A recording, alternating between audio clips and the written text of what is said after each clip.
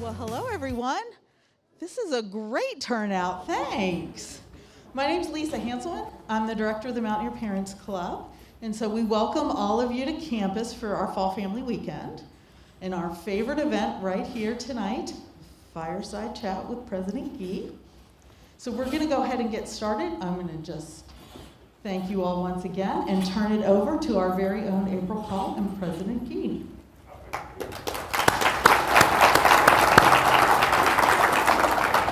Lisa, thank you very much. My name is April Call. I'm the Executive Director of Communications here at University Relations at West Virginia University, and I have the honor and privilege of working every day with our President, Gordon Gee. And I know you are so excited to have our students back on campus this semester and to have this room full of parents and to have a campus full of parents this weekend. Talk a little bit about how the semester's gone so far. Well, you know something, hello everyone, how are you? I love parents.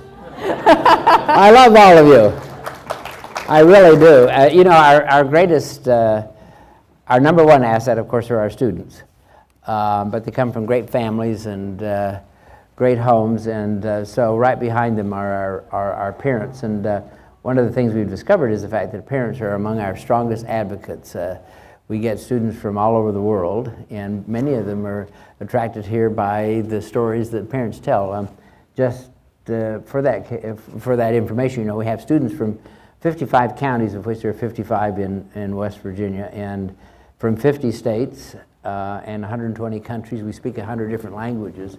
So in many ways, I tell students they can study abroad by just coming here and taking advantage of all the opportunities they have. Of course, we encourage them to have experiences elsewhere, whether it's in this country or elsewhere. But it's been so exciting to have students back. Last year, they put me in a bubble. You know, I'm probably the oldest guy on campus, and they put me in a bubble. And you know, they had the university residence where I live. They had guard dogs. They had armed guards. They had drones overhead. They put me in an orange jumpsuit. It was horrible.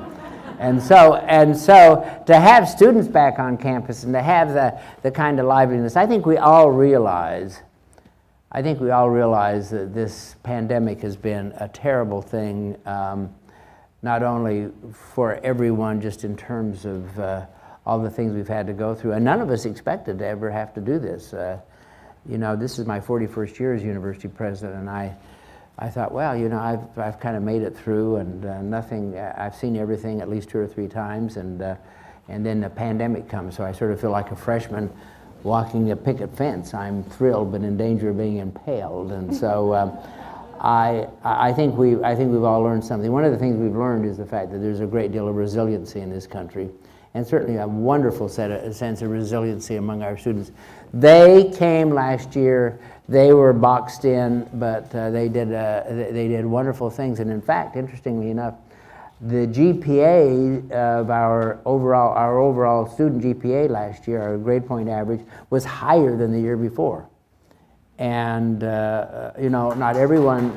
Yes, I thank you very much. Thank you very much. And that's a tribute to all of you, and that's a tribute to your students. So it shows that they came here, they worked hard. Despite all of the challenges and they have. But it's great to have them back. It's great for me. I love to, as many of you know, I love to go out and visit with students. In fact, tonight is my student night, where I go out and visit with everyone and do strange things and show up, and people start talking about physics and music. It's great. But anyway, I think that having our students here is just been absolutely wonderful.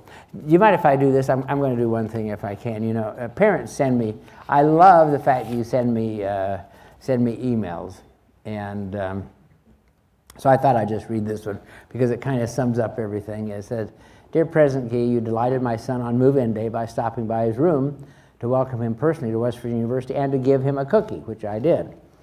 "After seeing him during fall break, which just occurred last week, I just had to write to let you know how well he is integrating into West Virginia University life. He met a girl, made the dean's list, is writing for the student newspaper, joined the debate club, became a research assistant, took up polo, and is editor-in-chief of the new undergraduate research journal." Wow! We cannot believe this is the same kid who refused to go to band camp in the 7th grade.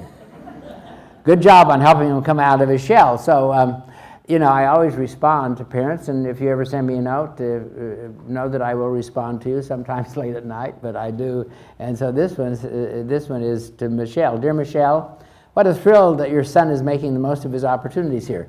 I am also fairly certain that no one student could be that involved. And come to think of it, we do not even have a polo team at West Virginia University. You aren't making your tuition checks to cash, are you? So anyway, I love your kids, and I love having them here. So go ahead. Well, President Gee, thank you so much for taking the time to talk with all of our parents today.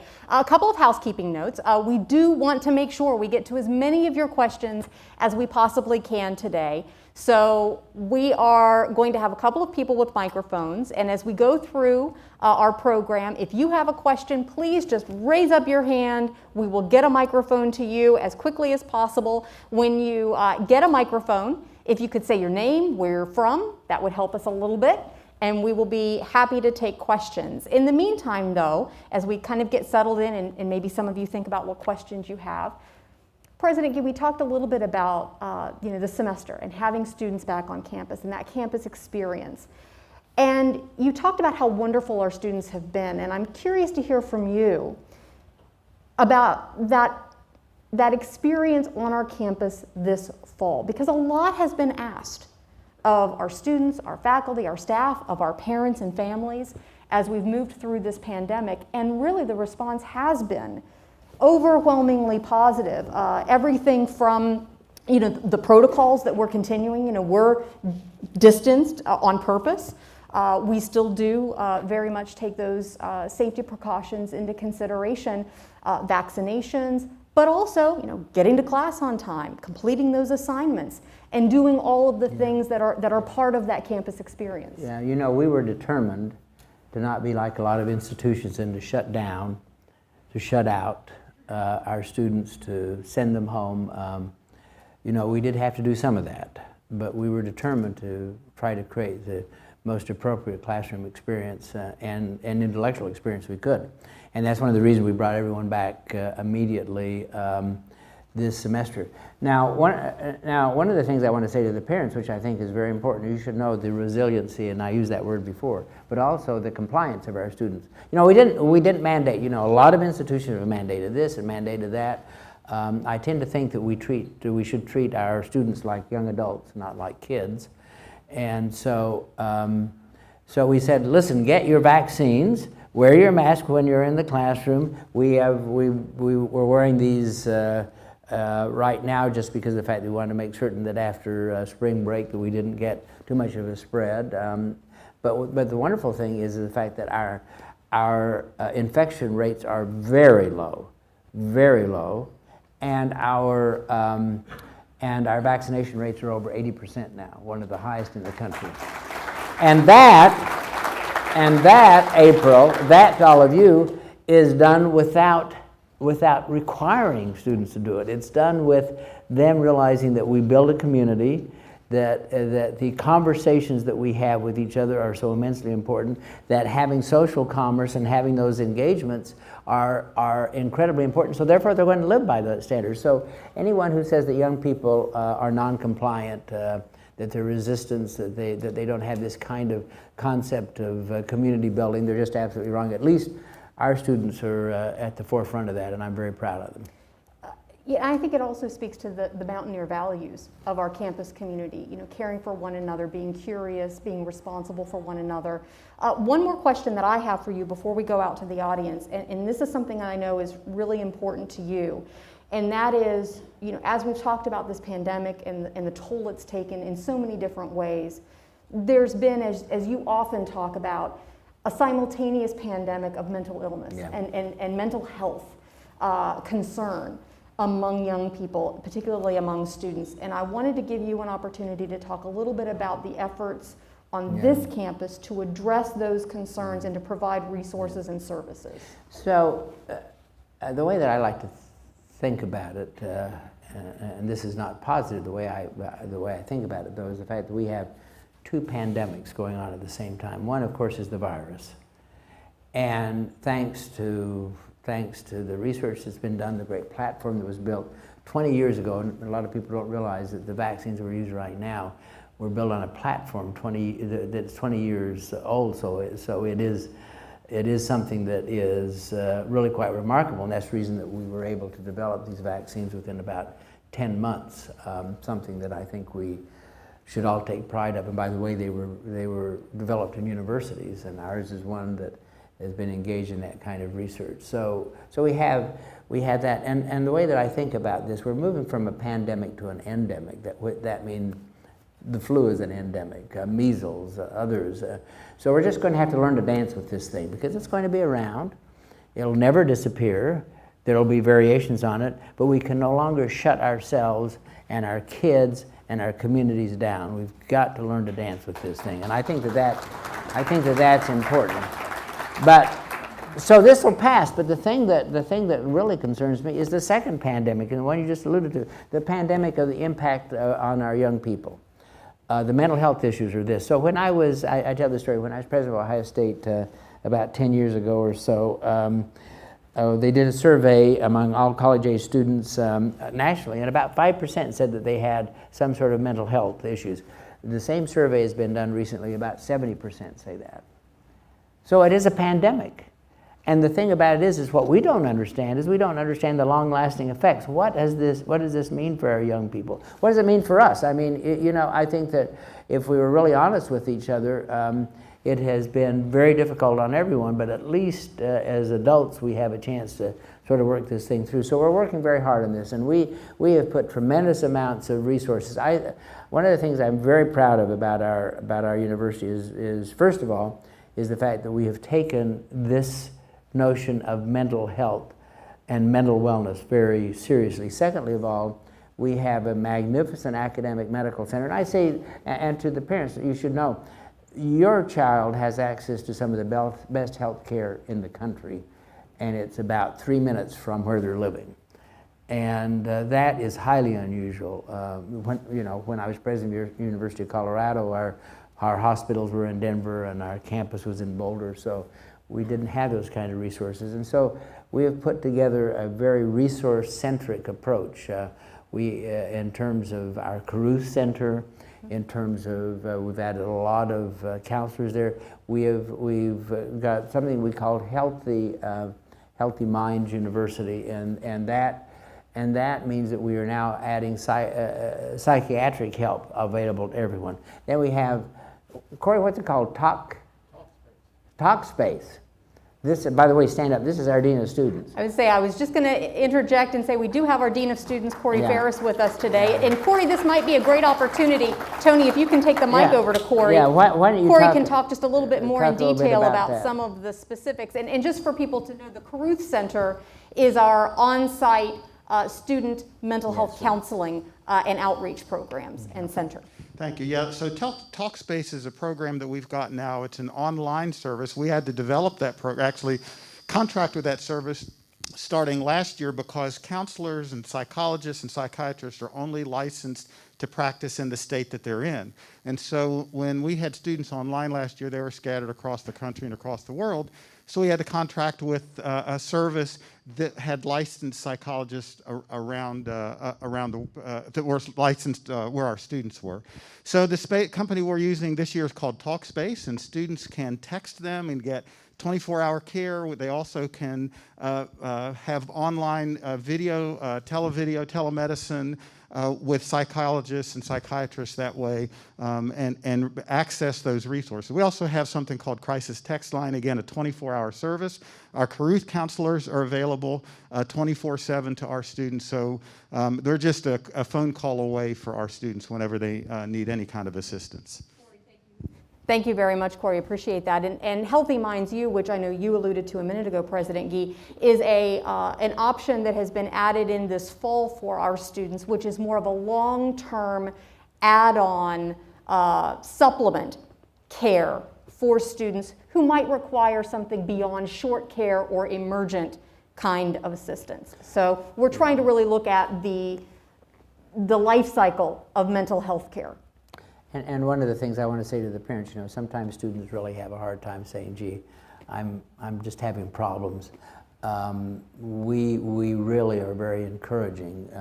and we have great resources. And so if if your child is having some problems, make certain that you contact any of us, contact our hotlines, whatever, because we want to make certain that our students know that we have a safety net here and that they're going to do very well within that safety net. Yeah, we have an entire website dedicated to mental health here at the university, which is a great landing page, a starting point for parents, faculty, staff, and of course our students. If they have any questions or looking for resources, mentalhealth.wvu.edu. It's a good place to start. So with that, I want to reach out to the audience, to our parents, and if you do have a question, please just raise up that hand. We'll be on the lookout for those arms going up in the air and get that microphone out to you. So I'm going to keep scanning the audience. Do we have any arms up at the moment? I see There we one go, right right there. there. All right, we will get a microphone to this lady. So that we First can- question is always the hardest.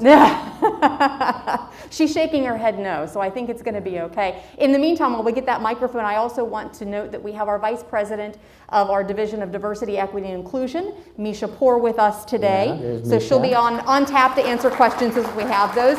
And also Ted Slavek from our Facilities and Campus Operations Unit is here as well. There's lots of exciting Wait construction just a second. and What things going. about Sharon? Well, I was getting, most Okay. importantly, my boss, Sharon Martin, who is our Vice President for University Relations and Enrollment Management. All right, your question, ma'am, and tell us your name and where you're from. My name is Sarah, and I'm from Westfield, Indiana, which is just north of Indianapolis. Wonderful. You talked about the infection rate being really low. Is it really low on campus, or is it really low in West Virginia, or? Well, it's very, let me just say this, it's very low on campus. It's very low on campus. Our vaccination rates are climbing dramatically in West Virginia. Southern part of our state has been difficult because, it's rural. There's been a lot of, if I can say, there's been some anti-vaccine conversations going on, but in our community here, the vaccination rates are very high, and the subsequent nature is that our infection rates are very low. I will say this, and I don't want to say this as an advertisement, but we have 23 hospitals that we are part of WVU Medicine. We have a huge medical system, one of the larger run by any university. And really the only people that we see in our hospitals that have an infection are those who have not been vaccinated. And so this we know, and we say this to our students, that the vaccine does work. At the same time, we have not mandated it. We want them to make that decision themselves, because there are religious exemptions, there are health reasons. I know that one of the things that we have to talk a lot about is that young women are quite concerned who are, these 20, 21, 24, 25-year-old women, or what does this do for reproduction? And one of the things that I think has been really important for us is our ability to share information as it's sought out among our student population, our parents, our faculty, and our staff. We're very fortunate to have our student health services and Dr. Carmen Burrell, who is just wonderful with our students, as well as our physicians at WVU Medicine, as well as our Health Sciences Center, our academic health arm, and Dr. Clay Marsh, who's our Vice President of Health Sciences, who has been serving throughout this pandemic as West Virginia's coronavirus czar. He was tapped pretty early on during the pandemic by the state, and we've loaned him, if you will, to the state. And so as a result of that, I think there has been a lot of really positive sharing of information and being able to answer questions and concerns that may come up. And we want all of you to know that those resources are available to you as well as your students as you continue to engage with us and may have questions about what the future looks like. And we can connect you with the right people. Do we have another arm going up? Dr. Marsh loves the name czar. He does. Get rid of him. Exactly, it's an add-on for him. What other questions do we have? Do we have any other arms going up? In the meantime, I have another question for you. I know we have a lot of parents who are hoping to get the inside skinny. They want to know, before anyone else, what is the next 4 years for their student going to look like here at the university? What plans do we have in store? What's the campus going to look like? What's the focus going to be? What can they expect in their experience? You know, first of all, we are fiercely devoted to the land-grant mission, which is community building. And we think that the students here get an unusual experience because it's not simply about living inside a bubble. It's about having an opportunity through career services, a variety of other things, to be able to work in our communities, to be able to work with businesses and industries, to be able to do a variety of other things. And that, you know, some of you have heard me say this, but Abraham Lincoln, if he were here today, I'll tell a funny story about that, but Abraham Lincoln, if he were here today, he would say that this university is doing the right thing because it is building community. It's the people's university, and our students feel that. Secondly of all, what we're really focused on is we're really focused on three things: education, healthcare, and prosperity as a university. And by that I mean we think that the impact not only on education within the university is important, but making certain that we improve the quality of the education system in our state and beyond. The K through 12 system has a lot of disarray, and we need to really take a leadership role in that. Obviously, healthcare. That's a tent pole for us. If we don't have healthy citizens, we can never really have a healthy educational system. And healthcare is critical for our democracy also, as we've discovered with the pandemic. The third thing is that as a university, we want to make certain that students get jobs and that they have a great life beyond the institution, that they love it for that. But the other thing is that we believe that we should create jobs. I am a strong believer that universities are now the economic engine of this nation.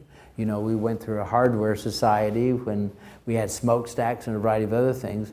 Almost all of the economic growth in this country now is created on universities through all the technology creation, et cetera. And of course, we're challenged by that because there are a number of countries that have caught on to exactly what we're doing. So our university is going to be focused on really creating an environment in which our students thrive within the institution, but can thrive as great members of our community beyond that. And you know, we try to be very thoughtful, April, about the fact that we want to make certain that our students have all the access to ideas that are possible. I'll just say this very bluntly: I'm not a believer in I think that universities are places of ideas, good ideas, bad ideas, irritating ideas, irrational ideas, offensive ideas. We cannot cancel anyone. We can't trigger anyone.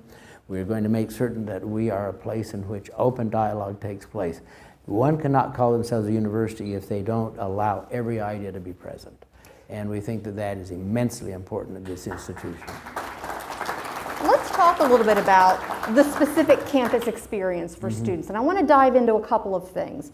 First, I want to dive into this idea of ideas, and as I mentioned, we have Vice President Misha Poor here, and we are at the tail end of Diversity Week on our campus, and we've had a number of really robust events, speakers on campus, and Misha, I wanted to give you just a quick opportunity to talk a little bit about what Diversity Week has meant this week on our campus and what you've seen as you've engaged with students.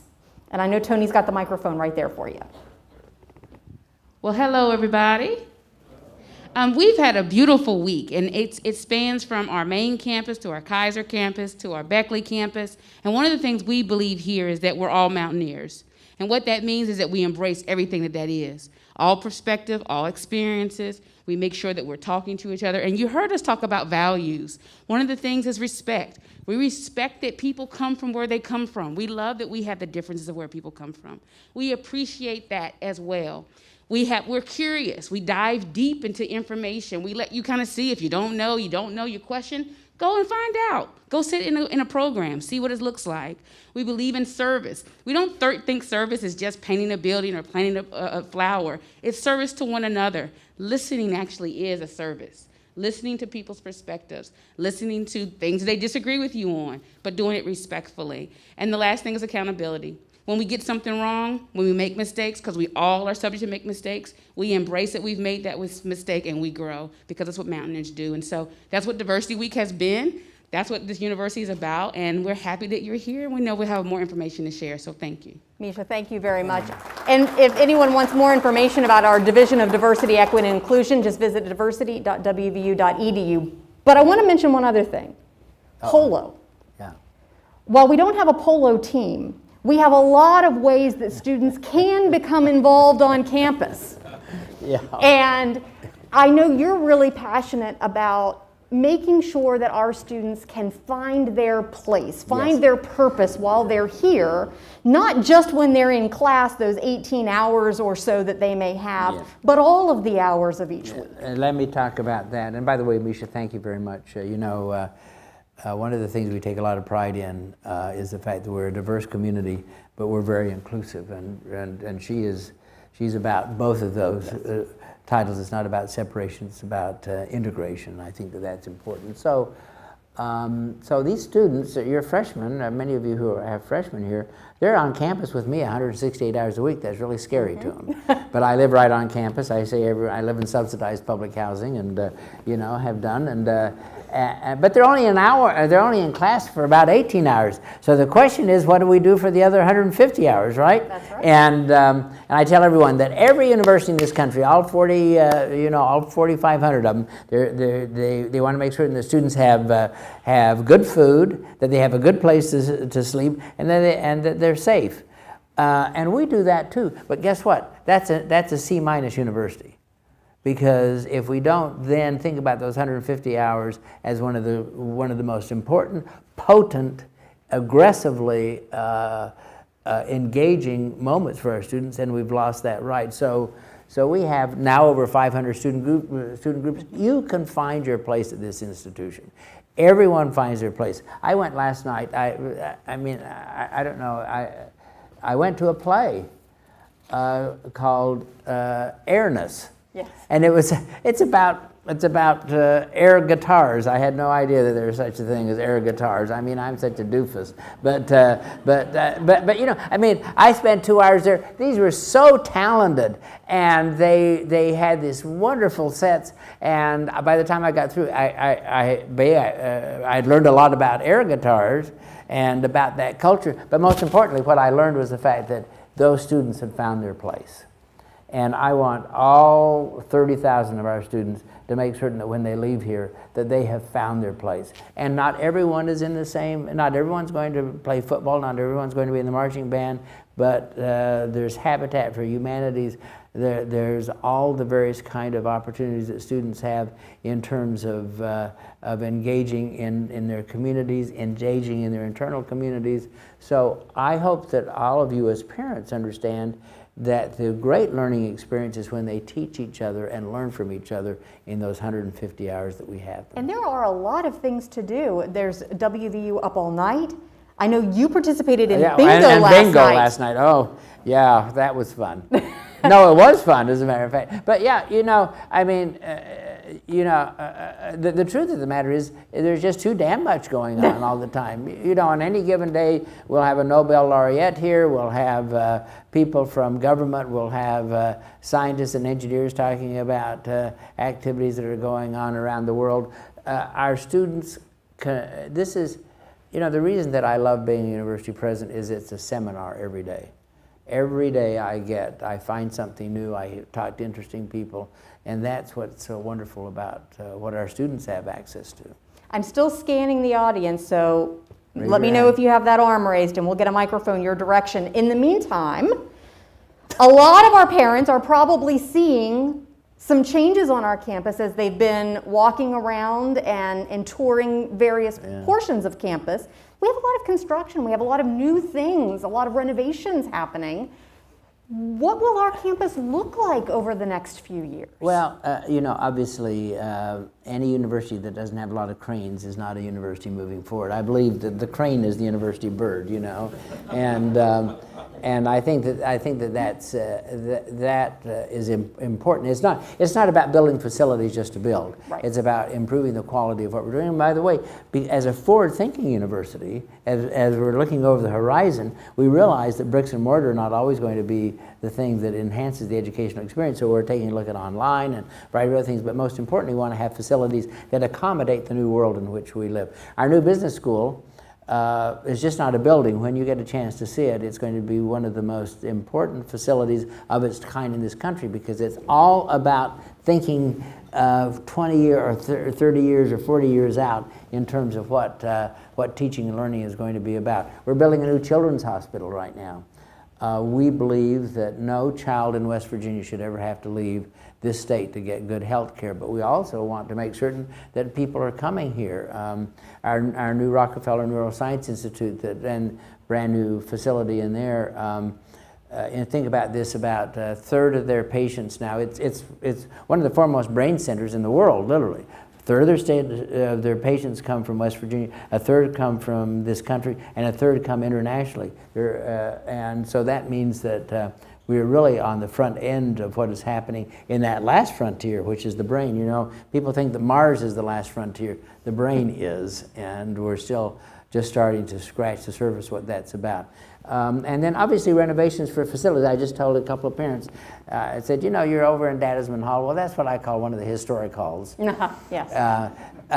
Students love it, but I don't. And you know, so we've built a lot of new residence halls, a lot of new facilities, and that accommodates us so that we can then start renovating some of our other facilities. Ted's here, others. We have a lot of plans over the next several years in terms of housing and the quality of housing.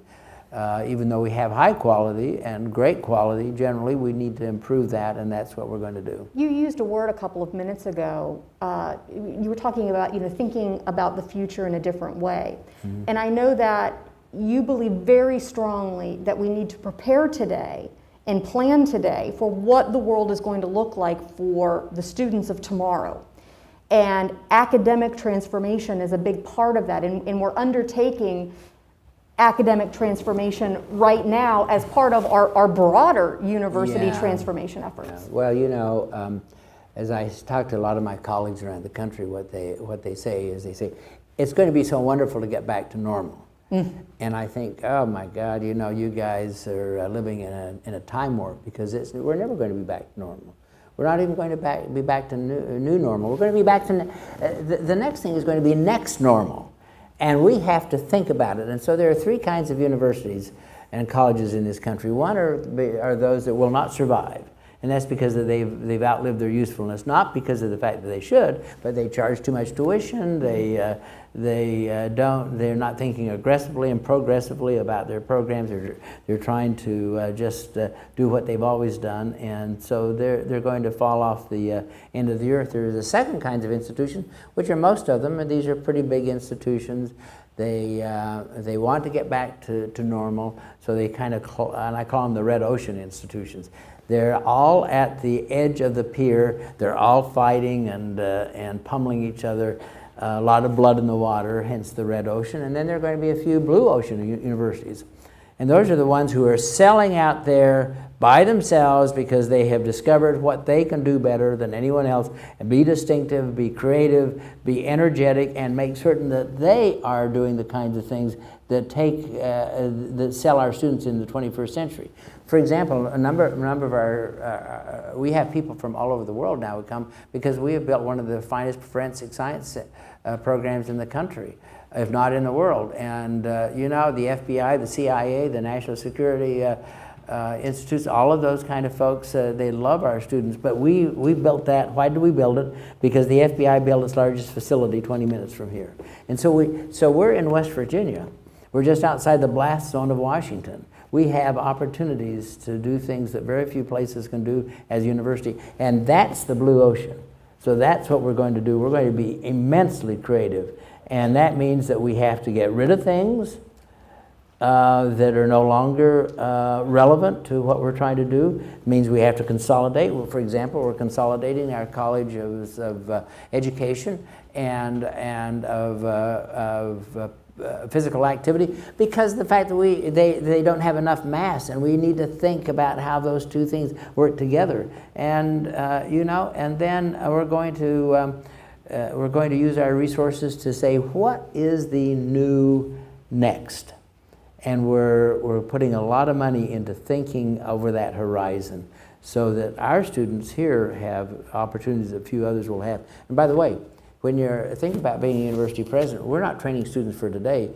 Knowledge, from the time that Christopher Columbus landed on these shores to the year 1900, knowledge doubled once.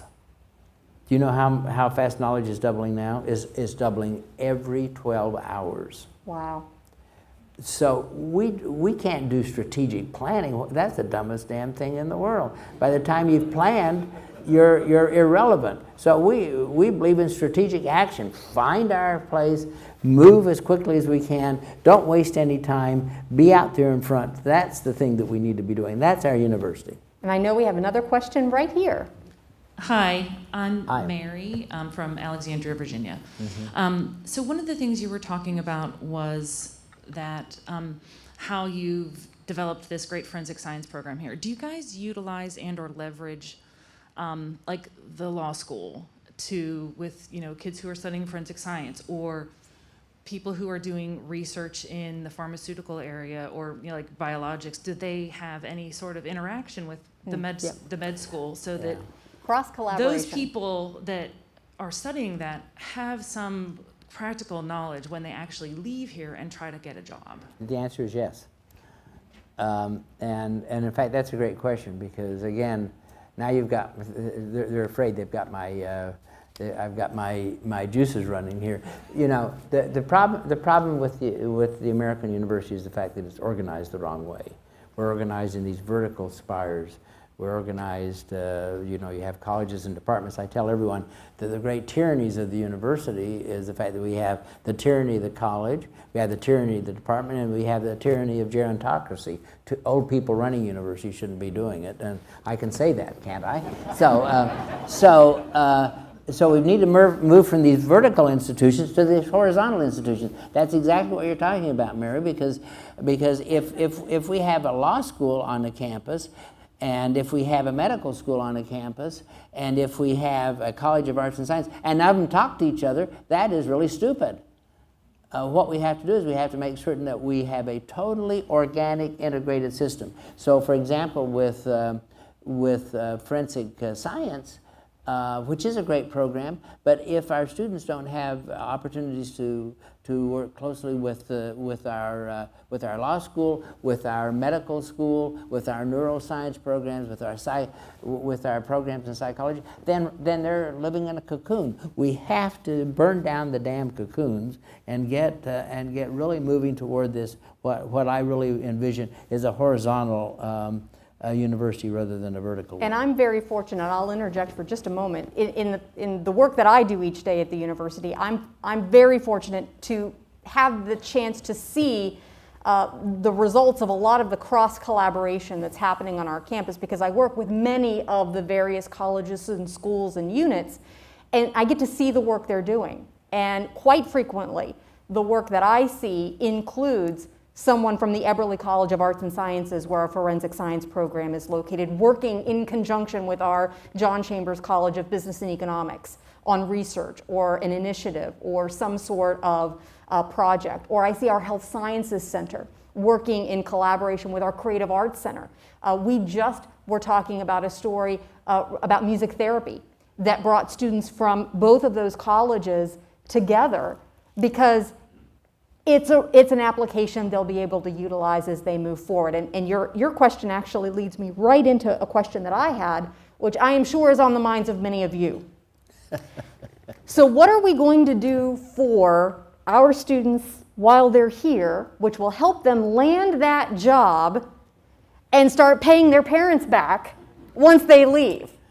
Well, What kind of help do we have you for know, them in terms of job placement and return on that investment? You know, I have a daughter who's 45. She's a Harvard-trained surgeon, and she still has my credit card, so you'll never get rid of them. You'll never get rid of them. Just remember that. Just accept it, okay? But saying all of that, first of all, let me just say, Sharon Martin is here. I want to, can I just do this before I answer that question? You can. Sharon is here. So this shows the kind of way that we're thinking. So Sharon is in charge of university relations. Well, most people are in charge of university relations are in charge of university relations. But she also is our chief marketing officer. She's busy. She also has the responsibility for admissions and financial aid, and now she has responsibility for alumni. We believe that we move across the institution in organizational collaboration rather than just saying you're X. Everyone is first of all an officer of our university, and then they have specific assignments. And I think Sharon is a prime example of that. So, yeah. Thank you. I would agree with that. Well, it's true, and it's wonderful to see how we have organized ourselves that way, using talent as a weapon in many ways.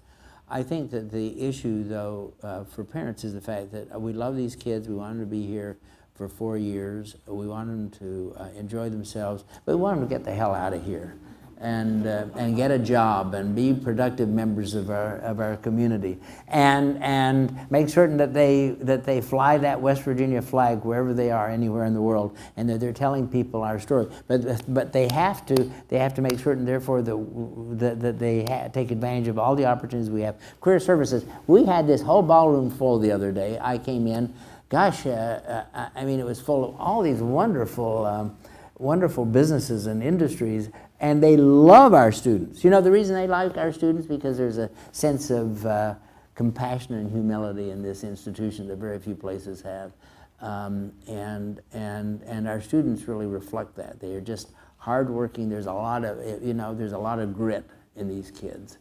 And employers love to see that. And secondly of all, we need to make sure that our students have a lot of exploratory opportunities, that they can get internships and business opportunities that are outside of the bubble, that we make certain that they have access to programs in Washington or access to programs in Bahrain, where we have a university affiliation all over the world. So it's that kind of thing. We need to make certain that we are creating value-worthy opportunities for them while they're here, so that they are not like academic boat people. All of a sudden, they're floating out there without having had any resources available to them. And beyond that, of course, we have this wonderful alumni network, Connect WVU. We have and we have mentors and friends that the university has created all around the country. So if you move to Sacramento, California, you call up our Connect line, and then they'll connect you with some of our alumni there, and pretty soon you have a network. So all of those things are something that we really think are very forward-looking, and we take a lot of pride in the fact that it's working very well for us. And there are really a wide variety of opportunities for students. As an R1 level research institution, which I think probably most of our parents know, but if you don't, we're among a select number of college campuses in the country who can say that. There's a unique opportunity for undergraduate students on our campus to participate in research, which is not available everywhere. And that's just one of the ways students can get hands-on early experience. We have our Center for Civic Engagement, our Center for Service and Learning. There are a lot of experiential opportunities through the learning process. Well, right on the campus. And one of the things we really do, and thank you for reminding me of that, sometimes I get so excited about what we're doing beyond the boundary that I don't sometimes focus as much as I should inside the boundary. And the boundary is the fact that our students have such access to great research opportunities. And we believe undergraduate research is very important. We believe that kids can really do very interesting things. And I was talking to a mother, she said, well, my daughter's thinking about changing her major. And I said, great. As a freshman, I think, I like to call the freshman year shopping. And I don't mean going to Nordstrom. I mean, just find your passion, do a variety of other things. I tell the story that 6 or 7 years ago, we had a young man working in our office. He was going to be an engineer. He just thought that that was the end of the world. And then he took a class in astrophysics, and then he had an undergraduate research experience with that. He went to the big telescopes that we have access to in the southern hemisphere in Peru and in Chile, and guess what? He and his young faculty member discovered a star way out there that had never been discovered before, named after him. What do you think he's going to do? He's going to be an astrophysicist now. I'm glad you it's brought that up. kind of Yes. learning that I think is important. Because I can imagine that, maybe there's a parent who says, my child hasn't figured out what they want to do yet. I'm concerned. And this is really a place where they can find that. I know that was true for me when I came here as a student. I'm an alum of the university, and I wasn't exactly sure what I wanted to do, but faculty play such a big role in that, because I almost changed my major. I thought I wanted to do one thing. I had such a wonderful faculty member. I almost became a geologist because that faculty member was so engaging, so energizing, so interesting. And then I ended up finding an even better faculty member in broadcasting. And by the way, she happens to be our provost and vice president for academic affairs now, Mary Ann Reed. And she inspired me to follow what was ultimately my purpose and passion in life, and that's where I am today. But talk about the role that our faculty play and the kind of faculty we have here. You get to know your faculty, because our faculty love our students. We take a lot of pride. We are an R1 institution. There are about, of the 4,500 universities in this country, about 130 of them do about 80% of the basic research done in colleges and universities, and we are one of those. And we're called an R1, which means that we do a lot of very important things in terms of our research, but also we're one of the few places that have really devoted ourselves to teaching at the undergraduate level. We have what we call teaching assistant and associate professors. We have faculty very devoted to the kind of counseling that we need to do in career maintenance, all of those kinds of issues. And besides, our faculty love, one of the things we try to do is create a culture of rewards, which says you're going to be rewarded for teaching well. I think of it this way. I think that there are multiple roads to salvation when it comes to being a university faculty member. Those who teach and teach well, we ought to give them the opportunity to do so unfettered. And those who are going to write the great American novel, let them do that. Those who shouldn't see students, let them do something else. But the whole point is the fact that we're trying to make certain that we get that relationship between the faculty and the student as strong and as bonded as we possibly can. I'll have to joke with you about this.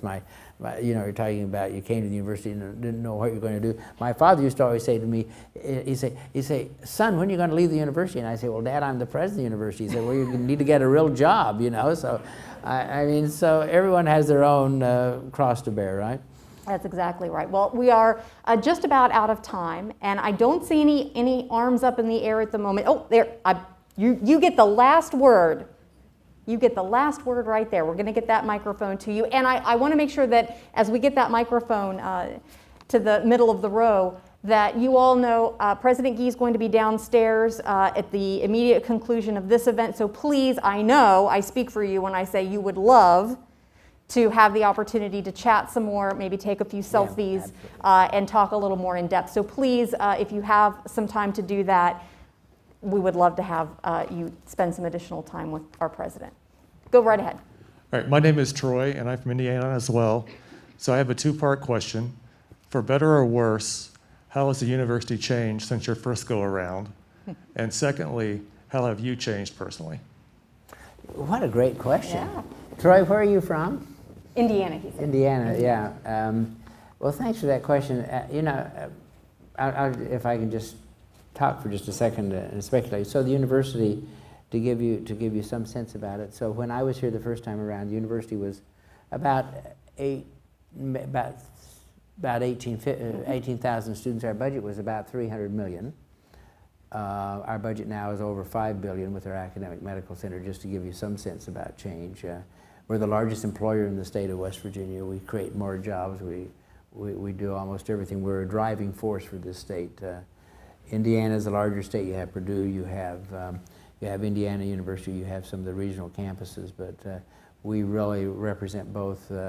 We are Purdue and Indiana University combined, and so that gives us some really ability to be able to stretch. In terms of changes, though, we're much more focused on doing good things better. We're much more oriented to making certain that we develop high quality at a very low cost. You know, I hope as parents that you know that we are one of, if we were on the New York Stock Exchange, we'd be one of the hottest stocks. High quality and cost compared with most other places is really quite something to behold, and something we take a lot of pride in, and something that we work very hard at. And our mantra actually is this, that the issue is how do we improve ourselves and our quality by reducing costs, and we work very hard at that. So that's the third thing is the fact that it's just the quality of the place, the ambiance of the place, the forward thinking of the place, the creativity of the place is much different. I joke about the fact, by the way, that I came back in order to correct all the problems that I had caused the first time around, you know, and I think that there's something to that. I did have some of this is very funny. I did have someone a couple of years ago mentioned. I said, "That is really the dumbest thing I've ever seen. Why are we doing that?" And they said, "Well, that's what you made us do the first time you're here." So you know how that is. And how have I changed? Well, first of all, I'm a little bit older. I was 36 when I became president of the university, and I'm 41 now, or 41 now. I'm 41 years into it. I'm 77, and you know, and I really had no intent on doing this. This is I was an accidental president of the university the first time around. I was dean of the law school. Was only dean for about 18 months or so. The faculty there just liked me so much, they lobbied and made me president, and so there it was. And then the second time, I had retired from Ohio State. I had moved to Boston. I was teaching at Harvard University, and they asked me to come back, and I came back for 3 months, which was 8 years ago. And the reason that I came back, I'll tell you why, because it was a great gift to me. I think I had, you know, first of all, I think as a university president, you really wear yourself down in many ways. And I felt like I was running a marathon around a block. You know, I was saying the same thing all the time, and I think I was running on empty.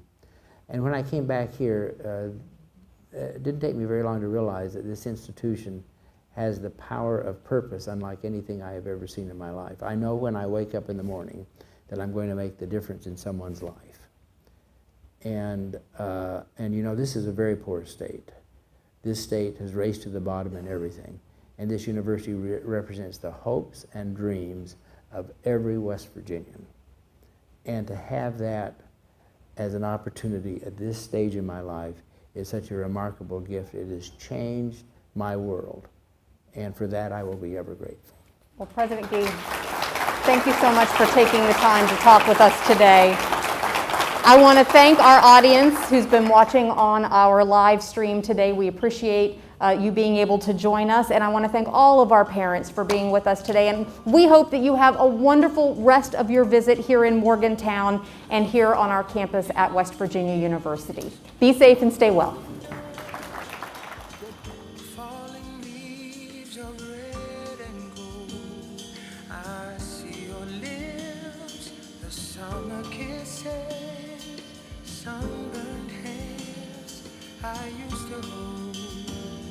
Since you went away.